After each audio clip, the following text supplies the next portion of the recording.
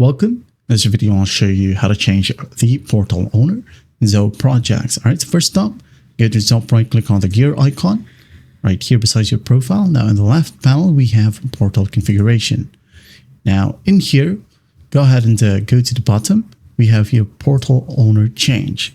Okay, so before we click on this drop down, just make sure that the ones or the person that you wanted to be the portal owner is already an admin. If they're not an admin, don't worry. Go to the left panel right here, click on manage users. Now here we have the portal users. Just select one, for example, Mr. Tristan right here, click on three dots. Now click on edit, like so. Go ahead over to profile or portal profile.